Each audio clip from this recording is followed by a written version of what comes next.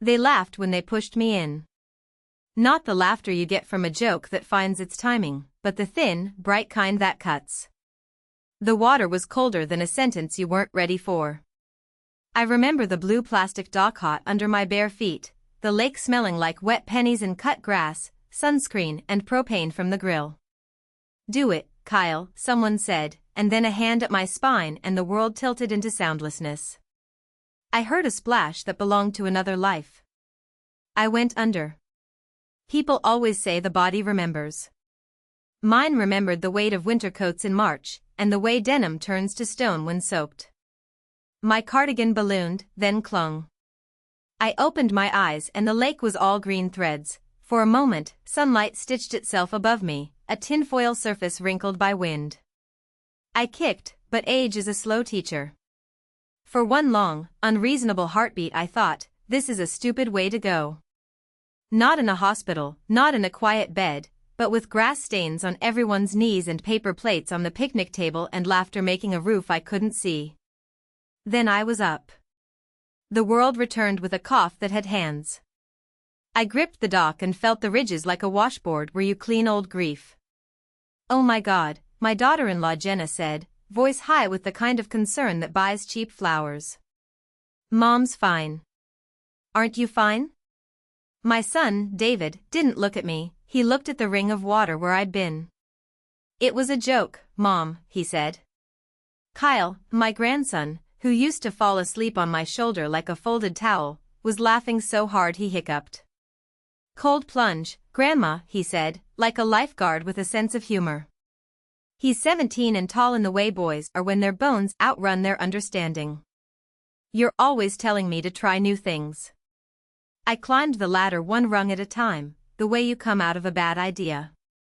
Water poured from my sleeves and made its own little lake on the dock.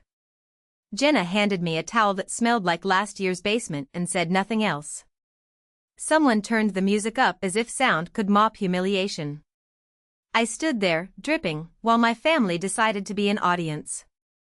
Do you think laughter can be crueler than words? Do you think that the worst part is not the push but the chorus after? I said nothing. Quiet is not always surrender. Sometimes it is a rope you throw ahead of yourself to the shore.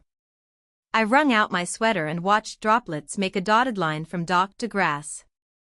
When I sat on the picnic bench, its slats made an imprint like a barcode on the backs of my legs. Kyle stomped his sneakers, spraying me, and everyone cheered because he did not fall in with me. Jenna wiped mayonnaise from her finger with a napkin and told me not to get my feelings hurt. "It's just family fun," she said, and the word family behaved like a door that swings only one way. Later, when the light tilted toward evening and the air softened, they asked me to open my wallet. "You've got the card, right?" Jenna said, nodding toward the cooler, the gas for the boat, the little extras that make a day look like a picture. I paid. I always paid. People assume grandmothers grow money like herbs. On the drive home, the wet cardigan on the back seat steamed the car up and made the windows sweat in sentences. I wiped a porthole with my palm and watched the lake shrink in the mirror until it was only sky. The sudden quiet let the rest of the noise arrive, the months of David and Jenna living in my house after their second move for better schools, the way bills drifted to my table like snow drifting to a fence, the click of my pills in their bottle counted by someone else's hand as if I were a pantry. "You don't mind, do you?" was a refrain sung in the key of expectation. I minded. But you can live a long time inside a mind that never makes it to the mouth. Especially when the first mouth you ever fed now calls you an extra mouth to feed. At home, my kitchen smelled like last night's onions and clean counters. I made tea, because water has never lied to me in a cup. I took off the cardigan and felt its weight double, then triple, as it let go of the lake. I pinned it on the line by the back door and watched the drops fall onto the concrete in little ovals like commas. Commas save lives. Periods end them. I wasn't ready to put a period on mine. Do you think the worst betrayals announce themselves? They don't.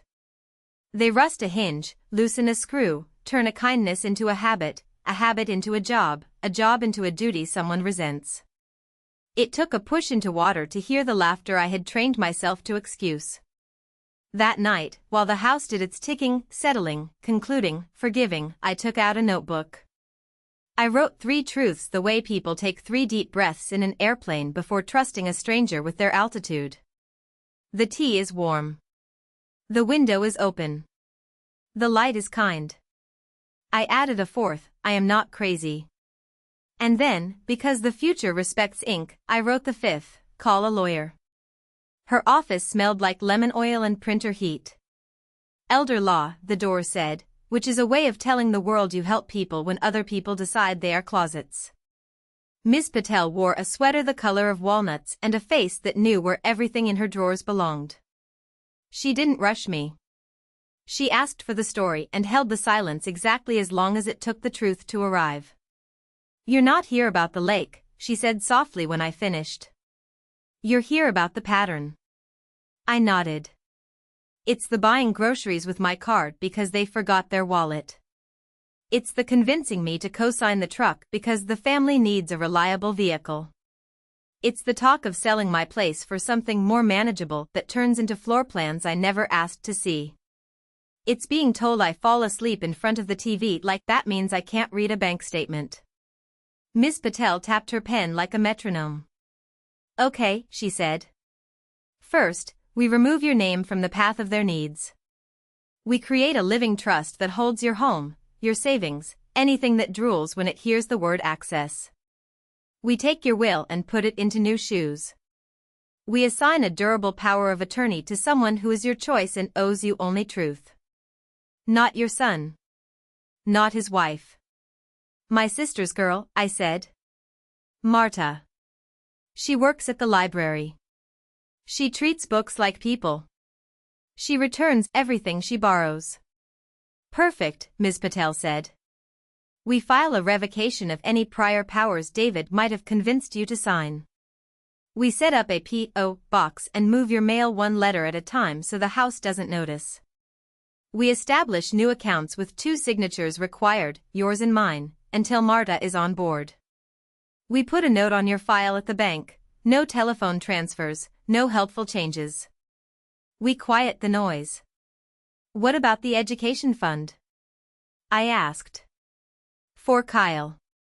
$50,000 over 16 years, socked away in a 529 with my name as owner and his as beneficiary. Pancake breakfasts turned into tuition. Coupon clippings turned into credits that travel. Ms. Patel looked at me over her glasses. It is yours, she said. Legally yours. Beneficiaries are not owners. Owners decide the purpose. The question isn't whether you can change it. The question is what story you want that money to tell. It should have been an easy answer. But a grandmother's heart is a hall of portraits. Every age the child has ever been still lives there. There's the photograph of him with jam at the corners of his mouth announcing worms need homes too. There's the picture of him with a cast that he signed himself, Kyle, big and proud. There's last week, when he pushed me and laughed. Love complicates math. Not today, I told Ms. Patel. But soon. We wrote things down. Writing things down is how you tell grief it can watch but it cannot drive. Revocable living trust. Pour over will. Durable power of attorney to Marta. Healthcare proxy to me, not David. I will decide when I have had enough machines, not a man who checks his phone while I am breathing. Todd designations updated. Lockbox for critical. Documents at her office. You are going to pretend to be frail, Ms. Patel said, almost apologetically. You will let them carry things you can carry. You will let them talk about you in front of you as if your ears don't work. And you will listen. And you will write. I have written all my life, I said. Good, she said. Now write like a recorder that knows which sentences to put in italics. On my way home I stopped at the post office and rented a box. The clerk had a tattoo of a lighthouse on his forearm, which felt like a sign if you're the kind of person who likes signs. I wrote the number down on the back of my hand and felt 17 again, the way ink can do if you pretend. Then I went to the grocery store and bought my own vegetables, paid with my own card, and felt something open like a window at the end of winter. At home I shuffled slowly, a little performance to feed the story. I fumbled my keys. I sighed the sigh I had learned to sigh for everyone's convenience. If you are going to be underestimated, you may as well set the thermostat. In the kitchen, I made noise with the pill bottles while I tucked Ms. Patel's folder into the flour bin, which is an old trick for women who keep recipes and revolutions in the same drawer. 2 nights later, I stood at the top of the stairs with the bathroom fan humming, and I heard them. David's voice with that stiff, impatient kindness he uses when he wants to appear generous. Jenna's with that sugar that chokes. She's getting worse, Jenna said. She repeats herself. She left the stove on. I had not. If we don't act, we are neglectful, David said, which is a way of making cruelty sound like duty. We'll find a place and sell the house before the market turns. We'll handle her finances. She won't even notice once the papers are signed. Facilities have wait lists, Jenna said. We should get on one. Her money can take care of it all. She giggled in a way that pretended to be embarrassed. She's lived a good life. She has, David said, and then the sentence that showed me the bottom of the lake again, and we have to protect what's coming to us. Do you think the heart can slam like a door? Mine did. On the kitchen counter, Jenna's phone buzzed. A text lit the screen from a friend with a smile. How's Granny? Jenna typed, getting worse. Pray for us, ha. The screen went dark. I moved, slowly, back to my room. I did not sleep. I waited for their footsteps to begin to believe themselves, and then I dressed, not like a woman running, but like a woman who intends to take a very long walk. I packed the notebook, the diary my mother left me with a sprig of lavender pressed at page 62, a photograph of Kyle at 4 wearing 2 different socks, and the folder from Ms. Patel. Then I folded into my purse the words I would need soon, elsewhere, enough, no. If any of this sounds like your kitchen, if your kindness has been made into a utility, leave me 1 word below, here. Tell me 1 small habit that keeps your name belonging to you. 3 truths at dawn, a walk to the mailbox alone, the strength to write down what was said in your house, in your hearing. And if you want to walk with me a little longer, come. I am not fast. I am faithful. I stayed. That was the trick. Not the leaving. The staying long enough to see everything I needed to see. I moved slower. I repeated myself once in a while on purpose. I asked where my glasses were while they were on my head. I played a version of myself that frightened me at first, then became a costume I could take off in my room and hang on the chair. It is a strange thing to pretend to be fragile when you have spent a lifetime being sturdy. But pretending gave me back the part of me that had been performing competence for everyone else. Kyle didn't stop being 17. He lowered his voice when he spoke to me in front of his friends like compassion has an audience. At home he ate the food I cooked and left his plate for me to wash and used his grandmother as a synonym for free. The afternoon he tossed a car key and asked, "Can you fill it?" Dad's card is maxed. I took it and nodded and did not fill it. I left the tank where it was and put the requested $40 into an envelope marked for a kitchen that has fed you 4,000 times. He smirked. Later, when he tried to push my shoulder in the hallway like the dock again but smaller, I turned and looked at him until the smirk remembered itself. David presented the facility brochures like I was a contestant on a game show. Jenna used her best administrative voice. They have activities, she said. You'll meet people.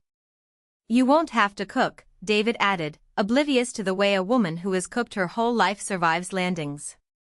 And it's time, Mom. Time is the word abusers borrow from clocks. I will think about it, I said. And I did.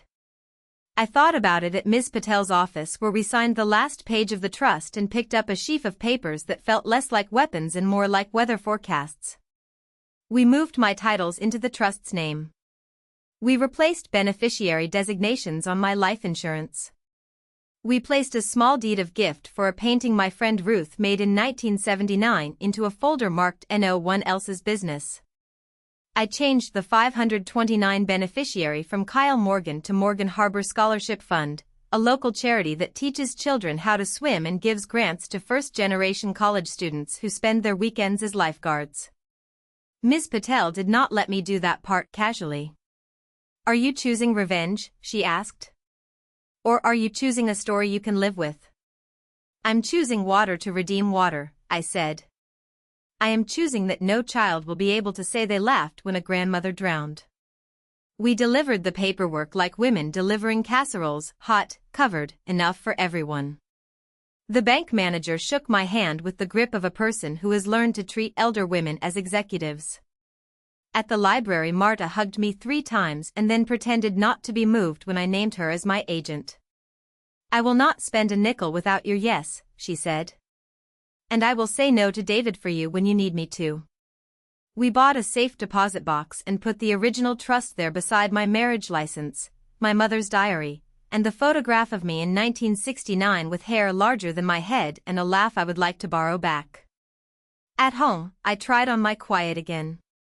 It was a good fit now, less costume, more armor. I listened. More plans made without me, listing the house while I transitioned, selling furniture with stories in their legs, deciding what of mine belonged to them before I had drawn a last breath. Jenna on the phone, "We'll stage it with our sectional, her stuff is dated." "David, we'll price it to move." I wrote the way my grandmother canned peaches, methodical, clean jars, labels with the date and the taste. I wrote the sentence I would need a judge to read without squinting. On May 17, at 8:42 p.m., in my kitchen, I overheard my son and daughter-in-law discuss selling my home without my consent while I was present. I wrote, on May 23 at 2:15 p.m., my grandson attempted to physically jostle me in the hallway, prompting me to brace against the wall. Not to perform hatred. To record truth. There is a loneliness to waking up inside your own defense. Friends don't like these stories. They shuffle their feet and offer soup and say, "He doesn't mean it." People prefer their families ugly in private. But I found 2 women at church whose faces knew the weather. We met Wednesdays in the back pew and compared notes like nurses handing off a shift. Gently, matter of fact. A bruise on a bank account here, a scratch on a dignity there. I waited until the morning the lilies opened in the front flower bed and the house smelled like clean cabbage and the past finally admitted it had played its hand. I made coffee. I sat at the table with my pen and my good paper. I wrote the letter. Do you think letters matter when people have decided not to read? They do. Not because they change those people. Because they make you legible to yourself. I told the truth without decoration. I wrote that love had been used as a debit card and I had decided to cancel it. I wrote that laughter had been used as a weapon and I had decided to disarm it. I wrote that in place of a college fund I had chosen a different tuition, generosity for children who would pull strangers out of lakes because their training told them to. I did not insult. I did not diagnose. I did not forgive. I closed with facts that could walk on their own. The trust had been funded. My house was not for sale. My attorney now held the only keys that mattered. Any attempt to move me would be met with paper that bites. We were done. I loved them. I could not be with them. The last line was the quietest. When you are ready to apologize without defending what you did, you may write to me. I am elsewhere. Then I was. Elsewhere turned out to smell like cinnamon toast and sun on chlorine. It was not a facility, because I know the difference between being warehoused and being welcomed. It was a small retirement community 1 county over, the kind with porches that know secrets and a pool that keeps its promises at 82 degrees. My apartment had a window that insisted on mornings and a kitchen counter that made my hands remember. The manager's name was Corinne, and she is the kind of woman who says what do you need, and means I will help you get it. I arrived on a Wednesday with 2 suitcases, my notebook, the diary, And the feeling of a person who has rearranged a wall and expects the whole house to argue. The first thing I put away was the cardigan. The second was fear. It did not leave entirely. Fear likes basements and old boxes labeled later. But it learned this: I had left. I had chosen later to be now. Miss Patel filed the notices. The change of address slipped into the P.O. box without a sound. The letter went by certified mail, return receipt requested, tracked like a mother tracks a fever overnight. It landed at my old house on a Tuesday. I know because my heart beat like a piano metronome until the postal service told me it had. And then, silence. Then noise. Then a silence again, the newer, cleaner kind. David called twice, then 10 times, then once at 2 a.m., when despair likes to do accents. I did not answer. Jenna sent texts that started with "how could you" and ended with "will sue." Kyle wrote nothing.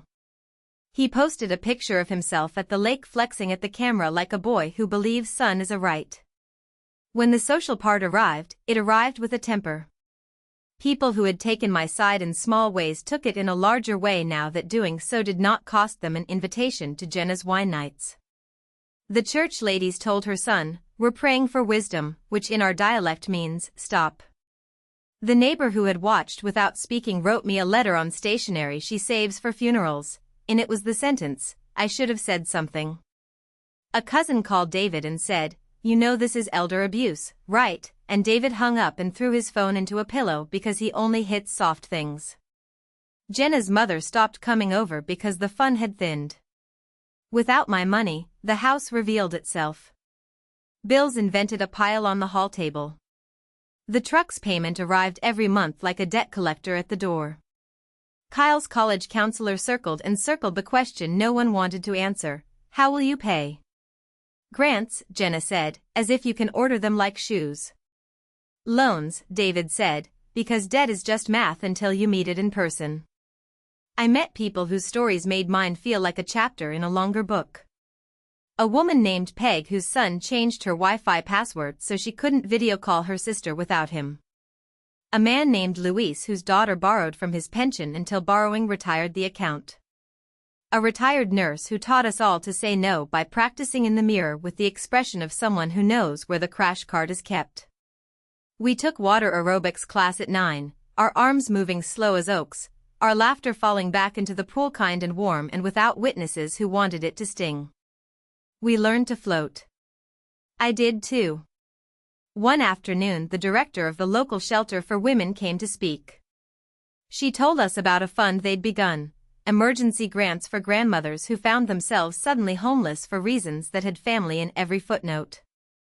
$50 for a motel. $100 for storage so a couch with a story didn't have to be left at the curb. Sometimes people just need 2 weeks to catch their breath, she said. I wrote a check. From the account that used to be called Kyle's College Fund and is now called, in my head, The Laugh That Learned. We did not take a photograph. We took a breath. I swam laps. The first day I did 2 and thought about winter. The second day I did 4 and thought about spring. The third day I did 6 and thought about the dock and how it looked from underneath, the way light furrows, the way sound disappears and then returns like someone lifting a lid. Do you think you can baptize yourself at 79? I am not a theologian. I can tell you that I went under, opened my eyes, and came up with a new name for my old self, Margaret, present. Miss Patel visited once and brought peaches. We sat at my table and used our fingers, because forks pretend there is a right way to eat a summer. She told me the trust was steady, that the deed had been recorded, that the beneficiary changes meant the old expectations lived only in the past now, no one could invite themselves into my will like a party. You will get letters, she said. You will be asked to feel guilty. You are allowed to take a day to feel whatever you feel. And then you are allowed to put on a soft shirt and go to water class and let the pool hold you up. I did. I do. I am. They came once, not to apologize, but to gather. People who live by you owe me don't understand the math when it stops balancing in their favor. They arrived in the lobby with faces I knew and postures I didn't. Jenna led, heels like punctuation. David followed, cheeks with that old boyishness I had once excused 6 times too many. Kyle brought his shoulders. "Mom," David said, the way a man says the word elevator to make a door open. "We need to talk." "Right," I said. "My lawyer reads."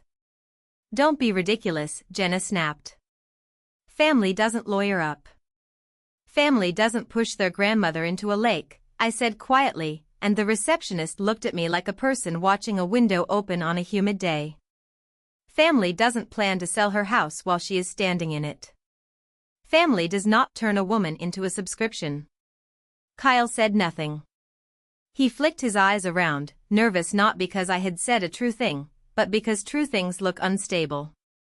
"We were joking," Jenna said, as if jokes are permitted to count as aspiration until notarized. "It got out of hand. And you overreacted. You always do." I looked at my hands. I have the hands of a person who has rolled 3,000 biscuits and once held a son whose fever scared me. "I underreacted," I said. "For years." "Fine," she said. "We won't get anywhere with you. But we have a right to the fund." "You had a hope," I said. "Hope does not make a right." I did not tell them what the fund had already bought: 2 motel weeks, 1 storage unit, a GED test fee, a pair of interview shoes, and a rescue buoy for the public pool. I did not tell them because generosity is not a weapon, and I had refused to bring any more to our war. David's face changed then. It softened, as if a lens had been swapped. For a second I saw the boy who cried when his goldfish died and who forgot himself in a tree for 2 hours and then fell out laughing. "Mom," he said, and in that one syllable was a little water that did not drown me. "I don't know how we got here." "I do," I said. "I said yes until you built a city on my yes. I made a home and you tried to airport it, arrivals, departures, concession stand, schedules that did not include me. You invited me as budget. I RSVP'd as person. I am not sorry." He was quiet a long time. He looked at the carpet. He nodded once, the way men nod when instructed by God or the DMV. "Okay," he said. "Okay." He took Jenna's arm. She shook it off. "We will see you in court," she said. "We like evidence." "You won't like mine," I said gently. "But you will read it." They left. Kyle paused at the door and, in a voice without a crowd, said, "Grandma?" He did not finish. He left too. The door breathed shut. I went to the pool. Corinne waved me in. The water lifted and held me. It is a better friend than vengeance.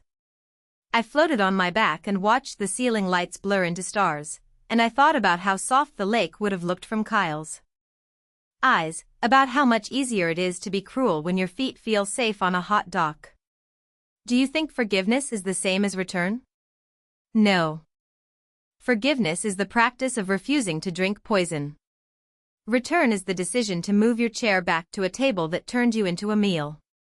I forgave myself first, for staying, for leaving late, for needing water class to relearn floating. I forgave them next, but not in a way they could spend. I forgave like this. I put my name back inside my mouth. I stopped answering to anything else. The days turned. The lilies died and the moms arrived at the grocery store like mothers with good hats. I baked bread and brought half to Peg and kept half because I have learned not to give everything away and then complain about hunger. I bought a soft blue sweater that makes my eyes look like the sky when weather is friendly. I learned the names of everyone on my floor. I went to the library and got a card with my name newly straight on it. I wrote letters to 2 girls at the pool who work lifeguard shifts between homework and hope. I told them the story of a fund that flipped like a fish and learned to swim in a different direction. If you are still here, listening, and some part of your kitchen smells like my old house, say one word in the comments: here, steady, begin. Tell me your small practices, 3 truths at dawn, a walk to the mailbox without giving anyone a report, a locked file where your power of attorney papers sleep like soldiers who never fire a shot. And subscribe, if you want to sit in this quiet again. Not for numbers. For company. For the relief of hearing someone tell a thing without asking you to choose sides before the kettle boils. At night, I set my cup upside down to dry. I open the window because it is my window. I put my hand flat on the counter and feel the room speak back to me in its simple grammar. The tea is warm. The window is open. The light is kind. A fourth, because 4 is my new favorite number, I did not drown. I am elsewhere. I am Margaret. I am loved.